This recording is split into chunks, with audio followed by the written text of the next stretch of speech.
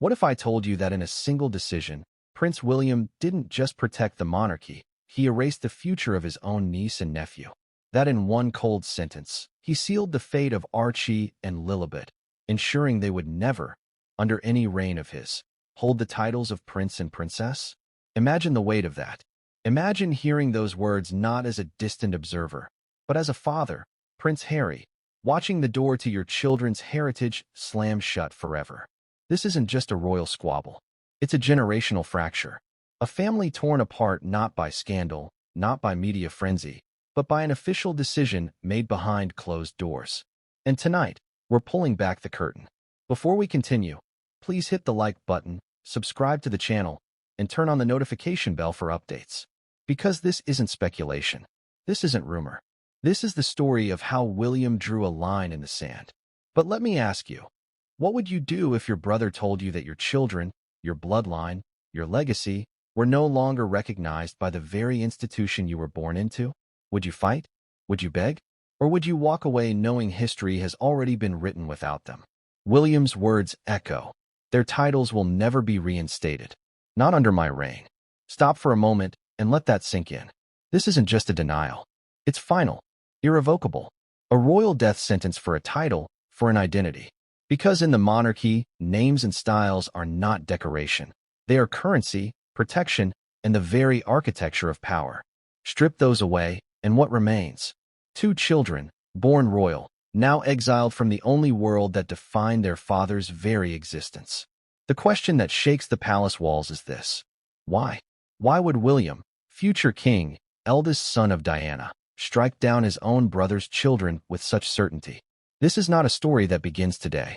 It's the climax of years of quiet feuds, whispered betrayals, and a war of visions for the monarchy's future. William sees the crown as a fortress to defend. Harry and Meghan see it as a springboard to freedom. And caught in the middle, two innocent children, Archie and Lilibet, whose lives are now marked by a decision they never asked for. Do you see the contradiction here? Meghan argued publicly that her children deserve the safety and dignity of titles, that without them, they would be left vulnerable. Yet William countered privately that granting titles to children who live across the Atlantic, whose parents openly challenge the crown, would destabilize everything. Two mothers, Catherine and Meghan, both fighting for their children, but from opposite battle lines. Which mother wins? Which family loses? And yet, as we dive into this story, remember, it's not simply about rules or tradition or even security. It's about pride. It's about control. It's about who gets to shape history and who gets written out of it. Because let's be honest, Archie and Lilibet's titles were more than symbolic. They were Meghan's dream shield, Harry's desperate hope, and the Sussexes' final tie to the monarchy they abandoned. Without them, their legacy in Britain dissolves like smoke. But William's choice wasn't impulsive. It was deliberate, calculated. The culmination of a private conversation at Clarence's house where words flew, voices cracked, and a decision was locked. Picture it. A dimly lit study. Charles, caught between his two sons. Harry pleading for recognition for his children. Meghan watching with folded arms, her face a storm of fury and fear. And William, stone-faced, declaring, not now, not ever. This isn't just history repeating itself, it's history rewritten. Because once, Diana fought for her son's recognition. Now, those sons are fighting each other, with their children as the pawns. And here's where the irony cuts deepest. Meghan, who once claimed she wanted freedom from the royal cage, now weeps at the loss of the very chains she tried to shatter. Titles she once shrugged off have become the shield she cannot live without. Isn't it strange how the pursuit of independence circles back to the hunger for recognition? Isn't it tragic how two parents, so desperate to break away, now beg for inclusion? But William sees it differently. To him, the monarchy is survival. And survival requires sacrifice. Better to cut off branches now than let the whole tree rot. So here's the hook that keeps you in your seat tonight. William's private decision didn't just end Meghan and Harry's hopes. It may have set in motion a chain of events that will haunt the monarchy for decades. Because every action has a reaction. Every choice has a cost. And the fallout of this choice? You won't believe how far it reaches. As we unravel this story, chapter by chapter, we'll uncover The explosive Clarence House meeting that ended in tears. Meghan's relentless campaign to secure her children's status. William's iron vision of a slimmed-down monarchy. Catherine's whispered role in shaping the decision. And Harry's final, heartbreaking reaction when he realized the titles were gone for good. Every revelation brings us closer to the truth. This was not a decision about children. It was a decision about the crown, about who owns the future of the House of Windsor. And as you'll see, William didn't hesitate to sacrifice his brother's legacy to protect his own. But here's the question I want you to keep asking yourself. Was William right? Was he protecting the crown or destroying his family? Because in just a moment, we'll step inside that fateful meeting where tears fell, voices rose, and one sentence changed everything. And trust me, what William said next will shock you even more. It started quietly. A closed door, a guarded corridor, and a family summoned under the pretense of unity. But what unfolded inside Clarence House that evening was anything but unifying. It was the night that Prince William made a decision so definitive, so unyielding, that it split his family in a way that may never be healed. The question hanging in the air was deceptively simple. Would Archie and Lilibet be granted the titles of prince and princess? But beneath that simple question lay decades of tension, rivalry, and wounds that had never truly closed. Charles thought this meeting would be the beginning of peace. A father gathering his sons to bridge a chasm that had grown far too wide. The future king trying to salvage what was left of his fractured dynasty. But what Charles didn't realize was that this meeting would instead become the battlefield where William drew his final line against Harry and Meghan. Picture the scene. The long oak table polished to a reflective shine. A decanter of water no one touched. The heavy drapes drawn tight, shielding the royal quarrel from curious eyes outside. In one corner, Harry sat forward, his hands clenched, his eyes burning with an urgency that only a father could understand. Beside him, Meghan sat stiff, her expression a mask, though her eyes betrayed fury. Across from them, William sat tall, his arms folded, his face unreadable. Charles, caught in the middle, leaned forward, his voice low, trying to mediate between two sons who seemed worlds apart. Titles are not just ceremonial, Harry began, his voice cracking slightly as he looked toward his brother. They're about safety, identity. You know that, William. You've lived it. You know what it means to carry the title. Meghan leaned in, her tone sharper, almost accusatory. And you know what it means to strip it away. You're leaving our children exposed. You're sending a message that they're outsiders in their own family. William didn't flinch. He didn't look away. His reply was calm, almost chilling in its certainty. I know exactly what I'm saying, and I won't change it. Their titles will never be reinstated. Not under my reign. Silence. The kind of silence that weighs on the chest like a stone. Charles shifted uncomfortably, glancing between his sons, his own guilt heavy in the lines of his face. He tried to interject. Perhaps we can consider a compromise. But William cut him off, his voice firm. No compromises. Not this time. Now, imagine being Harry in that moment. The boy who once followed his brother's lead, who trusted him implicitly, now staring at a man who looked more like a rival than kin. His heart must have pounded as he realized William wasn't negotiating. He was pronouncing judgment. Harry's voice trembled as he responded, not with anger, but with desperation. Don't punish my children for my mistakes. They didn't choose this. They didn't ask for any of it. But William's expression hardened. And it's precisely because they didn't choose this that I have to protect them. From the circus, from the chaos you and Meghan have invited. If they carry titles, they're targets. They're symbols. I won't allow that. Meghan's mask cracked thin. Her voice rose, sharp, filled with the fury of a woman who felt everything she had fought for slipping away. Protect them? You're erasing them. You're condemning them to be nothing but footnotes while your children inherit everything. Don't dress it up as protection. This is about control. And here's where the irony cuts deep. Because Meghan, who once declared that titles didn't matter, now found herself fighting tooth and nail to secure them. The woman who once said she wanted freedom from the institution now begged for the institution's recognition. Charles, watching, knew this wasn't just about two children. This was about the future of the monarchy itself. Two visions colliding. William's vision of a slimmed-down monarchy, leaner, stronger, without the excess baggage of extended titles. and Harry's vision of inclusivity, of his children being acknowledged, respected, recognized.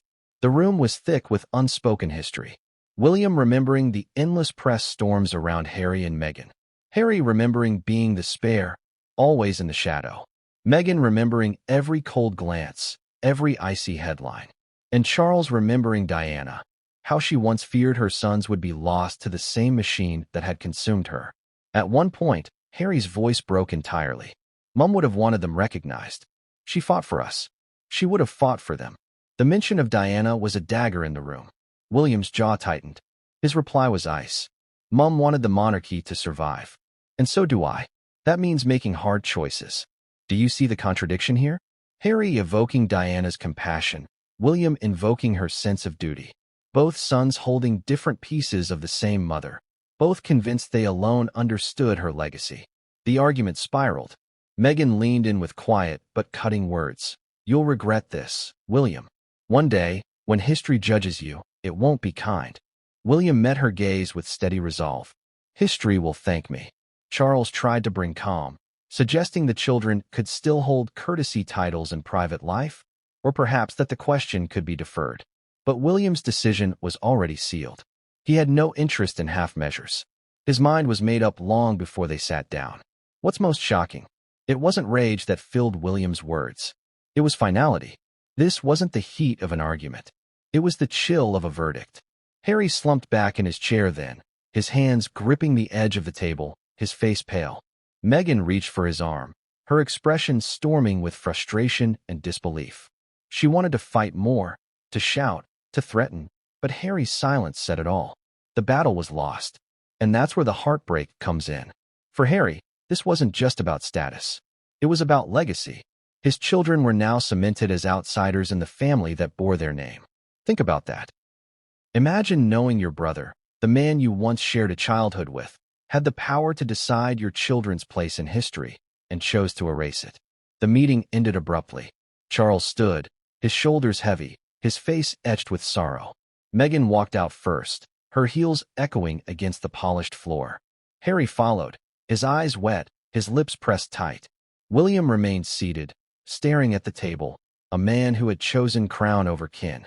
But here's the twist that makes this moment even more shocking. William didn't just speak for himself. By declaring his decision, he effectively overruled even Charles's softer stance. The heir had spoken, and in the monarchy, the heir's vision is the future. And yet, as the door closed on Clarence House that night, none of them could have predicted just how much fallout was about to erupt. Because if the private words of that meeting were shocking, what happened when they leaked? When whispers spread through palace corridors and out into the world, was even more explosive. The secret was out.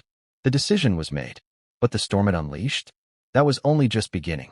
And what Meghan did next would ignite a fire William never expected. Why does a title matter? It's a question many outside the royal bubble ask. After all, in the modern world, aren't names, careers, and personalities more important than age-old labels? Can't Harry and Meghan simply raise Archie and Lilibet as private citizens, free of the rigid constraints that come with His Royal Highness, or Her Royal Highness? But here's the truth no one dares to admit out loud. In the monarchy, titles are everything. They're not just words before a name. They're shields. They're weapons. They're passports to privilege, and, in many ways, protection against the world's sharpest knives. Strip them away, and what's left? Vulnerability. Exposure. And in Meghan's view, humiliation. Let's go deeper. Titles in the royal family aren't given lightly. They're woven into the very structure of the crown. They carry centuries of weight, laws, and expectations. They signal legitimacy. They establish rank. And in a family where everything is about hierarchy, a child without a title is a child standing outside the castle gates. Now imagine being Meghan, an American actress who married into one of the most famous institutions on earth. She saw firsthand the brutal power of the press, the relentless intrusion, the whispers of insiders. She believed, fervently, that titles weren't just status symbols. They were shields. She argued, both publicly and privately, that Archie and Lilibet deserved the right to be recognized, to carry the titles that their bloodline guaranteed them. Without them, she insisted, her children would face the same invasive scrutiny she had endured. without any of the institutional protections. But William saw it differently. To him, titles weren't shields. They were targets. Every title painted a bullseye on a child's back, a flashing beacon for tabloids, paparazzi, and opportunists. He knew this because he lived it. From the moment he was born, William's every move was dissected. Every smile, every stumble, every choice scrutinized. He carried the weight of expectation, and he didn't want Harry's children, who lived across an ocean, outside the fold, to carry it too. And here's where the contradiction burns. Meghan and Harry fled Britain because they said they wanted freedom. Freedom from titles, freedom from duty, freedom from the relentless spotlight. Yet the moment their children were denied those very titles, they fought tooth and nail to get them back. Can you see the irony? Freedom sounded liberating until it meant exclusion. Suddenly, those dusty, ceremonial titles meant everything. Because here's the secret Meghan knew. Titles don't just matter in Britain. They matter globally. Prince Archie or Princess Lilibet wouldn't just be two children. They would be brands. They would carry weight in Hollywood, in business, in philanthropy. Imagine the Netflix deals, the book contracts, the influence, magnified tenfold by royal styling. Meghan understood that. Harry understood that. Titles, in their world, were currency. And without them, the Sussex brand weakened. But William wasn't just thinking about Archie and Lilibet. He was thinking about George, Charlotte, and Louis. His own children, his heirs. He knew that every title added outside his immediate line diluted the crown. He believed a slimmed-down monarchy was the only way forward in a modern world where the institution was constantly under fire. Do you see the clash here? Meghan's dream of expansion versus William's vision of contraction. Two completely opposite philosophies colliding in the most personal of ways. Let's add historical weight. Think of the Duke of Windsor, the former King Edward VIII, who abdicated for love. His descendants were cut adrift, their titles diminished, their influence erased. It was a cautionary tale, one William likely studied well. To him, Harry's children could not be allowed to become wandering royals, half in, half out, leveraging the crown while living in California mansions. That, in William's view, was dangerous. Yet Meghan pushed harder. Behind closed doors, she reminded William and Charles that denying her children titles left them vulnerable. She invoked issues of race, of fairness, of compassion. She insisted Archie and Lilibet were as royal by blood as George and Charlotte. She wasn't wrong. The bloodlines were undeniable. The difference was in William's refusal to extend recognition. And here's where the emotional stakes climb even higher. For Harry, this wasn't just about branding or Hollywood. It was about legacy. Harry grew up as the spare, always in William's shadow. He knew what it felt like to be sidelined, diminished. And now he was watching his own children suffer the same fate. This time not by circumstance, but by deliberate choice. His brother's choice. Can you imagine that pain? Can you imagine the helplessness of watching your children be written out of history while your brother's children are exalted? And yet, William stood firm. To him, this wasn't cruelty. It was clarity. He believed the monarchy had to survive. And survival meant hard lines. Archie and Lilibet would be raised in California, with Netflix, with Hollywood, with opportunities his own children would never have. Why should they also have the privileges of royal titles while rejecting royal duty?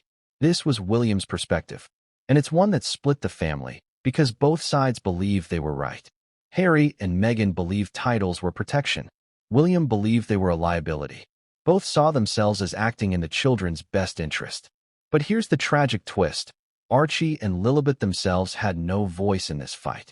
They were too young, unaware that their futures were being shaped in a room across the sea, unaware that their names had become weapons in a war between brothers. And what about the public? The world watched, divided. Some sympathized with Meghan, arguing that her children had been unfairly excluded, punished for their parents' decisions. Others sided with William, insisting the Sussexes couldn't have it both ways, living in California while demanding royal privileges. This is why titles matter more than ever. Because in an age of media, branding, and global influence, a title is more than ceremony. It's a ticket to power. It's a seat at the table. And Meghan knew without it, her children's names would never carry the same force. Yet William knew something else. Once you open the gate to titles for those outside the core monarchy, you risk destabilizing everything. So ask yourself, was William wrong to cut them off?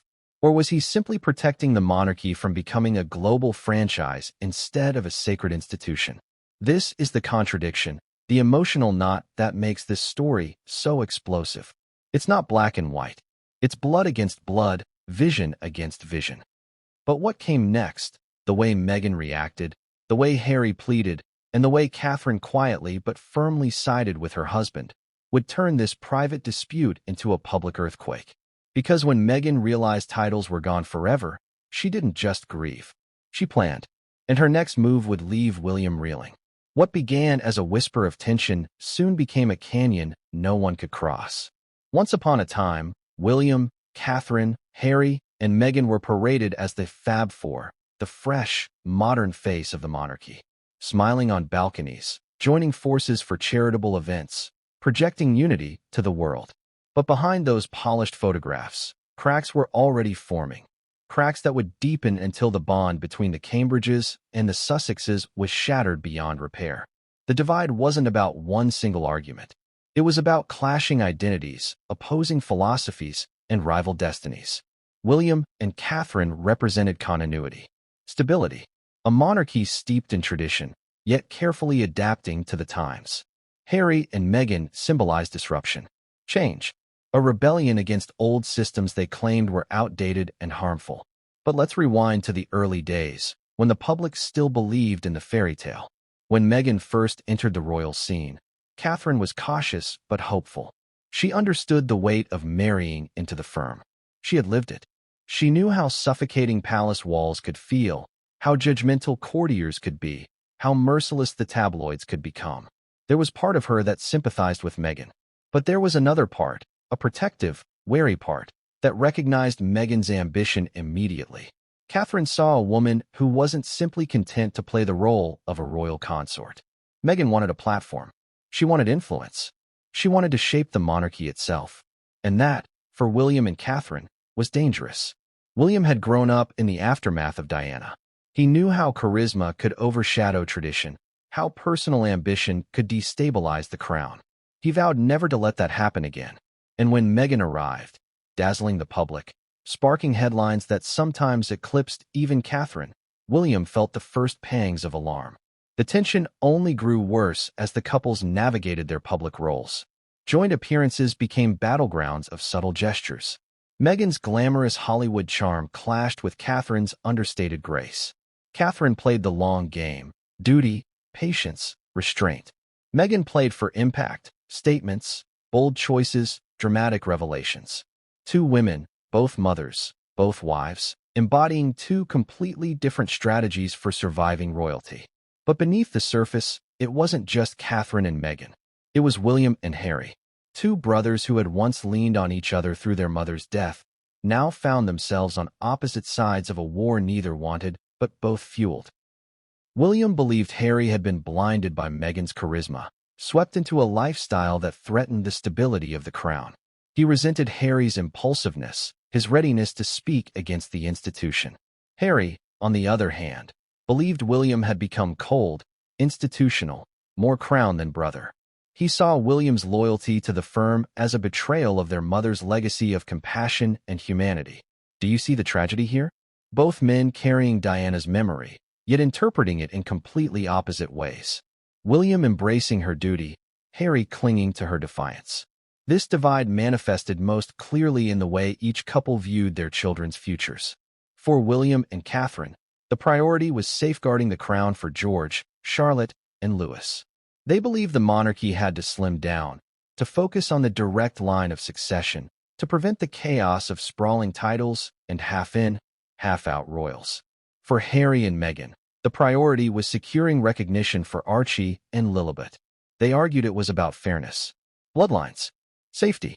They believed their children deserved to be acknowledged as royal, even if they lived abroad. To them, exclusion wasn't just unfair, it was cruel. But William saw something more sinister, a brand. He believed Meghan wanted titles not for protection, but for profit. He feared this Sussex brand, bolstered by prince and princess children, would morph into a global empire that diluted the monarchy's mystique. Hollywood meets Buckingham Palace, a hybrid William considered dangerous. Catherine supported her husband wholeheartedly. To her, Meghan's push for recognition wasn't about children, it was about power. Catherine, who had spent years quietly proving her worth through duty, charity, and consistency, found Meghan's rapid demands brash and opportunistic. She worried that Meghan's influence could destabilize everything she and William had built for their own children. And then came the infamous fallout at public events. Remember the Commonwealth Day service? The cold stares, the stiff body language, the distance between the couples as the cameras flashed? That wasn't just awkwardness. It was the visible manifestation of a private war. By then, words had been exchanged behind closed doors that could never be taken back. Accusations of betrayal, claims of jealousy, confessions of hurt. One particularly telling moment came when Meghan reportedly whispered to Harry after one frosty exchange, "We'll never be forgiven." Those words lingered, because forgiveness was no longer on the table. William believed too much damage had been done. Meghan believed the firm had targeted her from the start. Harry believed his brother had chosen duty over family. Catherine believed Meghan had brought chaos where calm was needed. From there, the divide widened until it was no longer a crack, it was a canyon. The Fab Four dissolved, never to be revived. Now, fast forward to Clarence House, where the issue of Archie and Lilibet's titles exploded. This wasn't just another argument. It was the culmination of years of bitterness. William's refusal wasn't just about protocol. It was about principle. It was about drawing the line once and for all. The Cambridge vision of monarchy versus the Sussex vision of independence cloaked in entitlement. And this is where the audience must ask themselves, can you blame William? Or can you blame Harry? Because both had logic behind their positions. Both were acting from experience, pain, and conviction. Yet both were blind to the destruction it caused. The tragedy is that Diana's sons, who once walked behind her coffin shoulder to shoulder, now walk in opposite directions. One toward the throne, one toward exile. Their wives, caught in the middle, fanning the flames with their own convictions. Their children, innocent, oblivious, turned into symbols of a war far bigger than them. And here's the cruel irony. While Meghan insisted her children deserved protection through titles, William believed stripping those titles was the only way to truly protect them. The same argument, two conclusions, tearing apart the same family. But the story doesn't end with division. Because Meghan, humiliated and furious at William's decision, wasn't about to stay silent. What she chose to do next would ignite the media war of the century. And that war didn't just target the monarchy, it threatened to consume it. It was never going to end with silence. For Meghan, silence has always been the enemy. She understood that in the modern world, power isn't just held by institutions, it's held by narratives. And if the monarchy wouldn't grant Archie and Lilibet their place, then Meghan would fight to secure it through the one weapon she knew best, her voice. But here's the paradox. Meghan entered the royal family telling the world she didn't care for titles. She famously insisted, "Just call me Meghan." Yet when Clarence House closed its doors and William declared Archie and Lilibet would never hold royal styling, Meghan's fight for recognition became all-consuming. Why? Because for Meghan, this wasn't about etiquette. It was about validation. Let's rewind to the conversations that set this in motion. Behind closed doors, Meghan repeatedly raised the issue of titles, not just with Harry, but with palace aides, senior courtiers, and even Charles himself. She framed it as a matter of protection. If Archie and Lilibet were granted princely status, she argued, they would automatically be entitled to certain security provisions. Without titles, she warned, her children would remain vulnerable, targets in a world that already stalked their family relentlessly. And wasn't she right in some ways? Think of the paparazzi helicopters circling their home, the cameras outside the hospital when Archie was born, the death threats that flooded in after their explosive interviews. Meghan was convinced that titles meant safety, but William saw through it differently. He believed Meghan's safety argument was only half the story. He saw her push for recognition as part of a broader strategy, an attempt to solidify the Sussex brand as permanently royal, even while living in California, far from duty. And this is where Catherine's influence quietly but firmly shaped the decision. Catherine had spent nearly a decade proving her worth, slowly building trust with the public, carrying herself with discipline, patience, and consistency. She saw Meghan attempting to leapfrog that process, demanding recognition for children who, in her view, had no intention of serving the crown. For Catherine, it was not only inappropriate, it was insulting. But Meghan refused to back down. She began lobbying privately, through allies, through carefully chosen words dropped in interviews, through her American network of friends and supporters. She confided in allies that William was punishing her children to protect his own, that the decision wasn't about slimming down the monarchy. It was about jealousy, about fear, about the Cambridges trying to keep the Sussexes forever in the shadows. Can you see how this narrative flipped the script? To Meghan, William wasn't a protector of the crown. He was the gatekeeper of exclusion. And then came the interviews. Remember when Meghan, during her sit-downs, implied that conversations had taken place about how dark Archie's skin might be before he was born? That was no accident. That was a carefully chosen revelation designed to frame the monarchy as hostile, even discriminatory, toward her children. It wasn't just about Archie's skin tone. It was about Archie's recognition, or lack of it. It was about setting the stage for the world to see Archie and Lilibet as victims of an ancient institution that denied them dignity. The media, of course, exploded. Headlines screamed of racism, of cruelty, of betrayal. Supporters rallied behind Meghan. Critics accused her of weaponizing her children to attack the family. But Meghan achieved her goal. She forced the issue into the public arena. Now, let's pause here and ask the uncomfortable question. Was Meghan's push really about protection? Or was it about power? Because here's where the contradictions pile up. Meghan and Harry said they left the UK to escape the suffocating royal system. Yet they fought endlessly to hold on to the very status they supposedly rejected. Meghan insisted titles didn't matter, but then demanded them with everything she had. And Harry, poor Harry, was caught in the middle. A father who wanted to protect his children, but also a man who knew deep down that William's reasoning wasn't entirely wrong. Harry lived through what it meant to be a spare with a title. He knew how the press devoured every misstep, how the institution used him for duty without ever giving him the same deference as William. Did he secretly fear Archie and Lilibet might inherit that same pain? Or was his love for Meghan too blinding to let him admit it? Meanwhile, Meghan continued her campaign. She reminded palace officials that Archie and Lilibet were the grandchildren of the king. By tradition, she argued, they should automatically be styled as prince and princess once Charles took the throne. It wasn't favoritism. It was precedent. But William was immovable. His vision of the monarchy allowed no exceptions, no compromises. And when he blocked the titles outright, Meghan's desperation turned into fury. She began reaching out beyond the palace. Hollywood executives heard her frustration. American journalists were briefed with carefully curated details.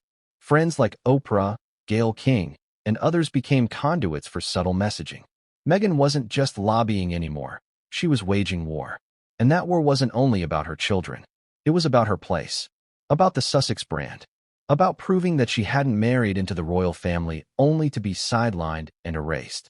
Imagine the emotional toll of that realization. Meghan, who had once envisioned herself as a modern-day Diana, adored, admired, global, suddenly finding herself cut out, her children's names excluded from the history books. She saw William and Catherine's children celebrated as the future while her own were denied recognition. That, in Meghan's mind, was unforgivable. But here's where the story takes its darkest turn. Meghan didn't just feel betrayed by William. She felt betrayed by Charles too. For all his guilt about Diana, for all his attempts to mend fences, Charles still sided, silently, with William's stance. He did not step in to override his son. And Meghan knew in that moment that her children had been abandoned by the very family whose blood ran in their veins. And how did she respond? By vowing never to stay silent again. By deciding that if titles would not come through the front door, she would force them through the court of public opinion. She would make the world see Archie and Lilibet as victims, denied what was rightfully theirs.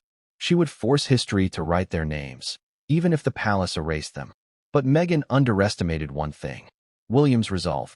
Because while Meghan's fury burned hotter, William's silence grew colder. He refused to dignify her campaigns with public comment. He knew that every word he spoke would only fuel the fire. And that silence, frustrating, infuriating silence, was Meghan's greatest enemy. And so, the divide between the Sussexes and the Cambridges deepened further.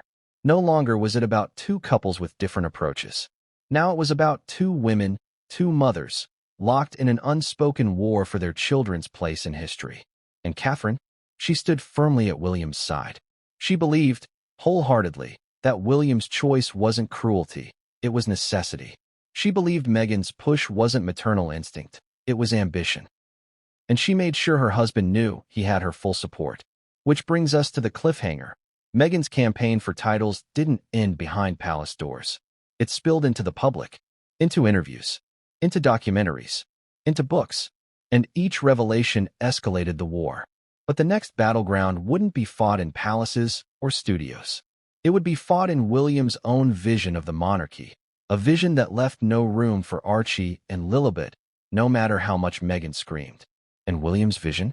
That's where this story takes its most ruthless turn. The monarchy, at its core, is survival. And no one understood that better than Prince William.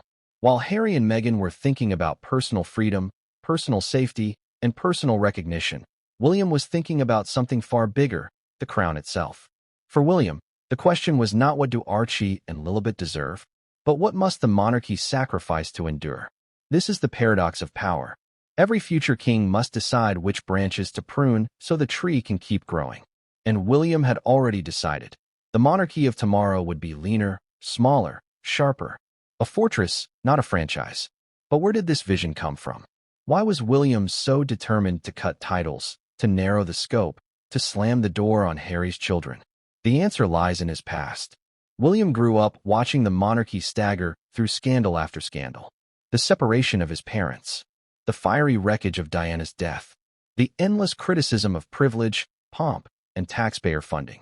He saw firsthand how a bloated monarchy, stuffed with cousins, uncles, and relatives with titles but little purpose, gave the press ammunition to tear it down. From a young age, William was told, "One day, you will be king." And from a young age, he realized, if the monarchy doesn't adapt, there may be no crown left to inherit. So William studied. He observed. He watched how European monarchies slimmed down. Look at Sweden. Look at Denmark. Look at Spain. They cut back titles, reduced their official roles, and focused public attention on the core heirs. William saw the writing on the wall. The monarchy had to follow suit, or die under the weight of irrelevance. And here's where William's vision diverged so sharply from Harry's. Harry still clung to the idea that being royal was about recognition, about inclusion, about every child of the bloodline having their place. William saw that as dangerous indulgence.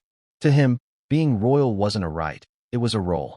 And if you weren't willing to play the role, you had no business keeping the title. Do you see the irony? William, who once complained of the weight of duty, now became its fiercest guardian. Harry, who once seemed the more carefree, now clung desperately to the very system he claimed to despise. So when William sat in Clarence's house and said, "Their titles will never be reinstated. Not under my reign," it wasn't a personal vendetta. It was a policy, a principle, a vision for the monarchy's survival. Now, let's talk about Catherine. Because William's vision wasn't built in isolation. Catherine has been by his side for over 2 decades, watching, learning, shaping. She understood the monarchy not as a fairy tale, but as a duty, one she had endured with grace, patience, and sometimes brutal sacrifice. She had raised her children under the weight of knowing George would one day inherit the throne. She knew what it meant to live in the fishbowl of scrutiny. And Catherine, more than anyone, understood what Meghan's children represented. Not just adorable cousins, not just blood relatives. They were a threat to her own children's future standing. Because every time Meghan demanded recognition for Archie and Lilibet, she risked pulling attention away from George, Charlotte, and Louis. Catherine whispered in William's ear, "Protect our children first. Secure their future. Don't repeat the chaos of the past." And William listened. Not because Catherine was cold or cruel, but because she was right. He remembered his own mother's desperation, her battle for acknowledgement, her war with the firm. He couldn't risk repeating history. Now, let's consider the contradiction. William believed stripping Archie and Lilibet of titles was an act of protection for the monarchy and, in his mind, for the children themselves. But Meghan saw it as erasure. She saw William pruning the tree and realized he had cut off her branch entirely. Here's the question for you. Who was right? Was William saving his children's legacy or selfishly hoarding the crown's glory? Let's bring in the global stage. Around the world, monarchies are constantly under fire. People question why taxpayers fund them. Why entire families carry titles when only a few actually serve. William knew the criticism. He knew that the Sussexes, living lavishly in California while still carrying royal status, would only inflame the debate. To William, stripping Archie and Lilibet wasn't cruelty. It was strategy. If they weren't working royals, they weren't royals at all. But here's where things get even sharper. William wasn't only thinking about today. He was thinking about tomorrow, decades into the future. He knew George would one day be king. He knew Charlotte and Louis would need defined roles. He didn't want them sharing the stage with California-based cousins who had titles without responsibilities. Imagine the headlines, the comparisons, the rivalries. He wouldn't allow it. And let's not forget, the monarchy isn't just family. It's politics.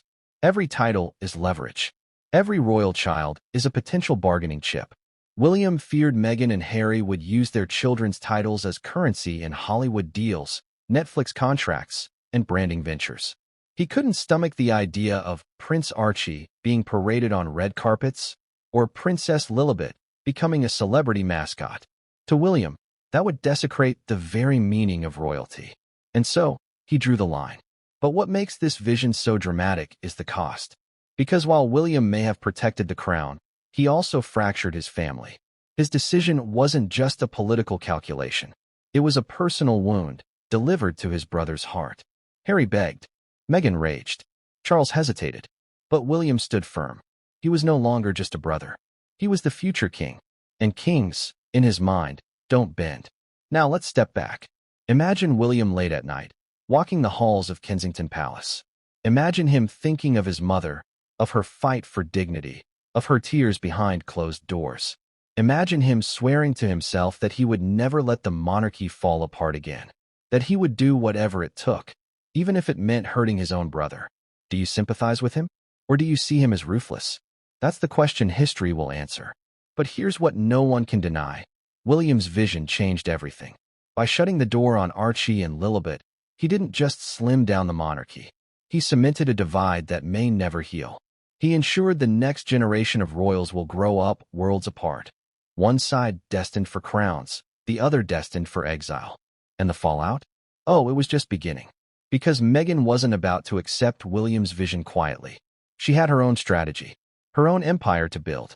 And her next move would transform the royal feud into a global spectacle. Because while William planned for the monarchy's future, Meghan was already plotting her Hollywood gambit. And what she did next would make headlines the crown could not contain. Imagine being Prince Harry in that moment. You've lived your entire life defined by titles, by royal status, by an institution that shaped your identity, sometimes as a privilege, sometimes as a prison. And now, you sit across from your brother, the future king, hearing him coldly declare that your children, your flesh and blood, will never be acknowledged as prince or princess. Not now. Not ever. That wasn't just a blow. It was devastation. Harry wasn't just a duke. He was a father. And for the first time, the realization hit him. The monarchy that once promised continuity, protection, and honor was willing to cut his children out completely. In his eyes, William had crossed an unforgivable line. Let's step into Harry's perspective. From the very beginning, Harry had always felt like the other one. While William bore the crown's destiny, Harry bore the label of the spare. Every headline, every commentary, every whisper of royal gossip reinforced that fact. He had value, but only in relation to William. He had a role, but only in William's shadow. Now, as a father, Harry hoped things would be different for his children. He wanted Archie and Lilibet to be recognized not just as his offspring, but as rightful heirs to their grandmother Diana's bloodline. He wanted them to grow up knowing they were part of history, part of the institution that had shaped him, even if he no longer lived within its walls. But William's refusal tore that hope apart. Harry's words in Clarence's house were desperate, pleading, filled with the weight of a father's heartbreak. "Don't punish my children for my mistakes," he begged. His voice cracked, his hands clenched, his eyes wet with frustration. He wasn't speaking as a prince. He was speaking as a dad, a man terrified that his children would grow up excluded, erased, forgotten. And the worst part? He knew William's words were final. Because William wasn't speaking as a brother. He was speaking as a king in waiting. His tone had the cold steel of someone who had already decided. No compromise. No reconsideration. Not now. Not ever. Do you see the cruelty of that moment? Two brothers, once inseparable, now adversaries across a table. One pleading for his children, the other sealing their fate in silence. Harry's devastation deepened when he realized the implications. Without titles, Archie and Lilibet were outsiders, stripped of the identity that their cousins, George, Charlotte, and Louis, carried effortlessly. For Harry, this was a repeat of history, the spare being sidelined. Only this time, it wasn't just him. It was his children, his legacy, and this realization crushed him. Meghan, of course, was furious. She masked her heartbreak with anger, her sorrow with rage. But Harry? His pain was quieter. He sat slumped in that chair, staring at his brother, his lips pressed tight, his voice trembling. He wasn't just fighting for titles. He was fighting for his children's place in history. And he had lost.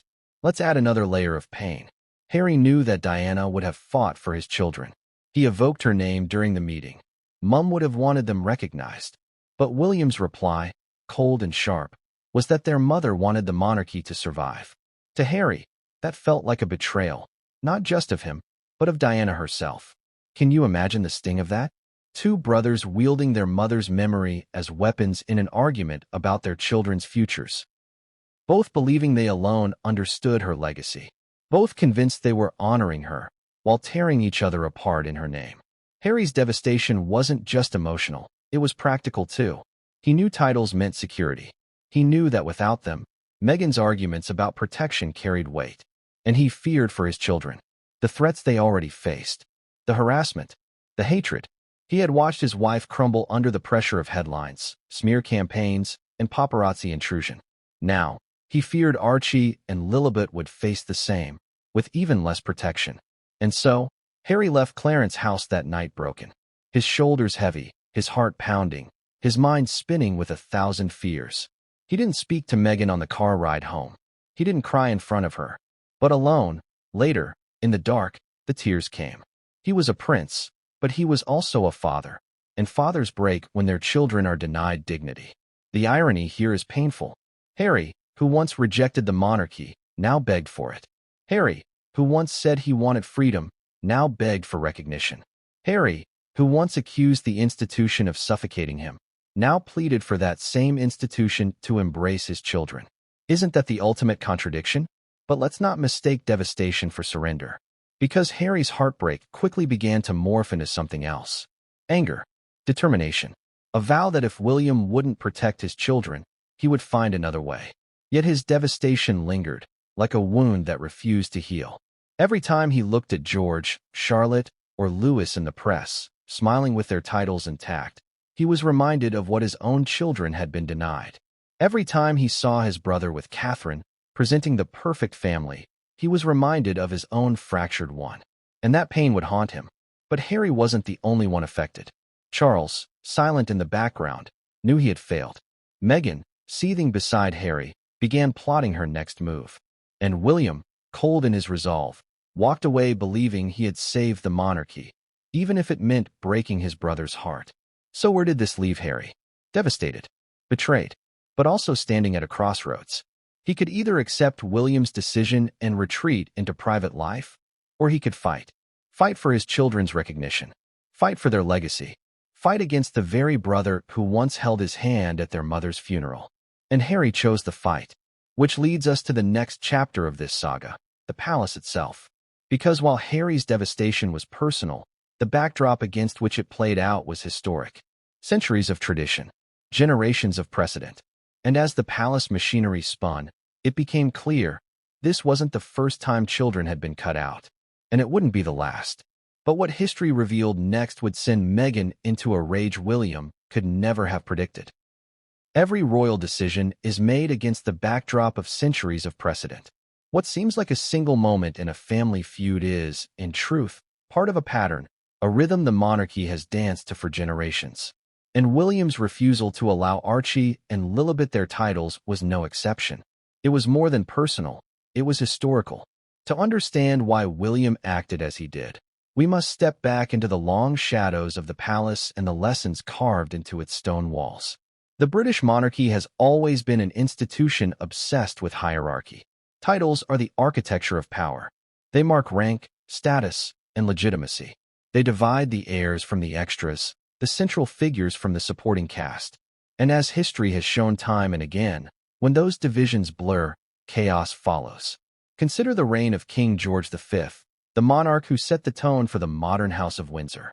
During World War I, with anti-German sentiment raging across Britain, George stripped dozens of his extended relatives of their British titles, especially those with ties to enemy nations. It wasn't personal, it was survival. He knew the monarchy's future depended on appearing slimmed, English, untangled from scandal or suspicion. In one sweep, entire branches of the family were erased from public recognition. Sound familiar?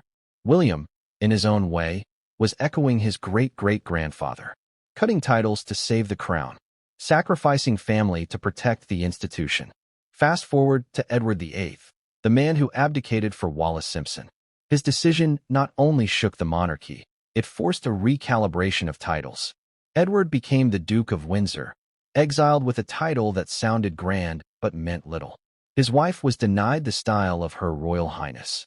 That deliberate exclusion scarred their marriage, their reputation, and their relationship with the royal family forever. Yet the palace stood firm. Some doors, once closed, never reopened. Now think of Harry. Think of Meghan.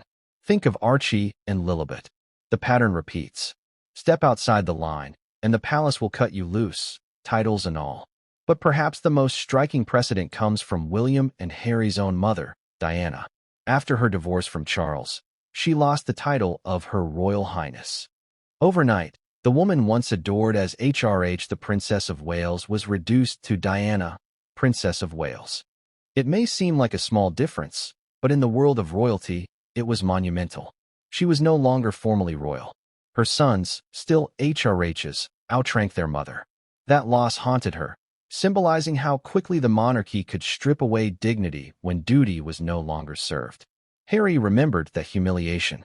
He saw his mother's tears, her bitterness, her pain at being reduced. And now, he watched history repeat itself, not against his wife, but against his children. To him, it felt like betrayal all over again.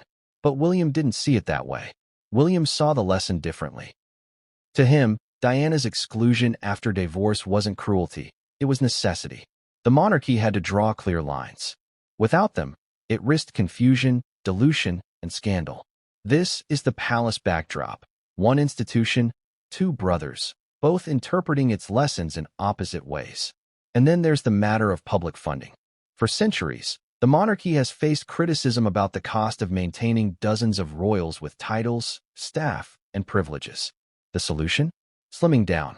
Charles had long spoken of a smaller, tighter monarchy. William embraced that vision even more fervently. Archie and Lilibet, in his eyes, did not fit into that plan. They lived abroad.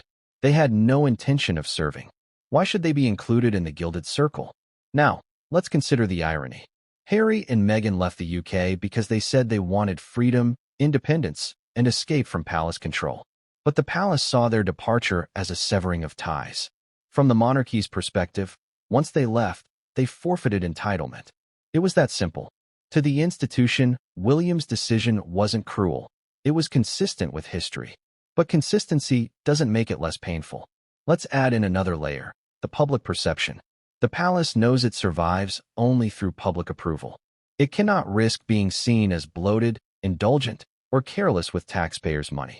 Granting titles to California-based children who appeared only in glossy Netflix documentaries or magazine spreads would invite outrage. It would confirm critics' worst suspicions that the monarchy is nothing more than a brand traded for profit. William refused to let that happen. And yet, while the palace machinery turned with cold logic, the human cost mounted. Harry saw his children sidelined. Meghan saw her children erased. To them, History wasn't justification, it was condemnation. Because here's the truth. For Meghan, titles weren't just about security or protocol. They were about equality. She believed Archie and Lilibet's exclusion was rooted in more than rules. It was rooted in prejudice. She whispered this in interviews, hinted at it with carefully chosen words, framing the monarchy as discriminatory. And for many watching, her narrative resonated. Was the palace being unfair? Were William and Charles hiding behind tradition to mask something darker? This is why the palace backdrop matters. Because every royal decision is layered with history, precedent, and perception. It's never just a family squabble. It's an echo of centuries, a move in a long game of survival. And Harry knew this. That's why his devastation was so sharp. He wasn't just fighting William. He was fighting the palace itself, the faceless machinery that had swallowed his mother, controlled his childhood, and now threatened to erase his children. Let me ask you, if you were Harry, how would you feel? Would you see the palace's logic, or would you only feel the knife of betrayal? But here's the twist that makes this backdrop even more chilling. William wasn't acting alone. He had the quiet support of Catherine, the silent nod of Charles, and the unyielding weight of history behind him. The palace corridors whispered with approval. William had done what needed to be done. And yet, for Meghan, those whispers were war cries. She saw them not as justification, but as confirmation of what she always feared, that the palace never intended to embrace her children, no matter what.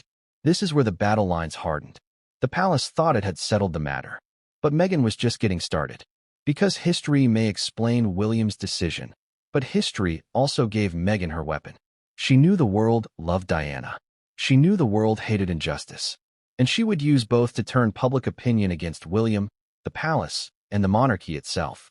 And when she launched her media offensive, it wasn't just the palace backdrop that shook. It was the entire foundation of the monarchy's reputation. Because what Meghan unleashed next would take the feud from behind closed doors and explode it across global headlines. The palace thought it could contain the fallout. It believed William's decision, quietly delivered behind oak-paneled doors, would stay buried in whispers. But Meghan and Harry had other plans. If the monarchy played its game with silence, they would answer with noise. And thus began the media war, the most explosive chapter of the Cambridge-Sussex divide. Meghan had always understood something the palace underestimated. In the 21st century, perception is power. The monarchy may wield centuries of tradition, but she wielded cameras, microphones, and global platforms hungry for her story. And Meghan knew her story would sell. The first shots in the media war weren't fired with statements from Buckingham Palace. They were fired from Montecito, in the form of carefully placed interviews, subtle leaks, and media allies briefed with insider details. Suddenly, the narrative wasn't just about titles. It was about cruelty, injustice, and betrayal. Meghan framed Archie and Lilibet not as overlooked children, but as victims of a system designed to erase them. Think back to Oprah.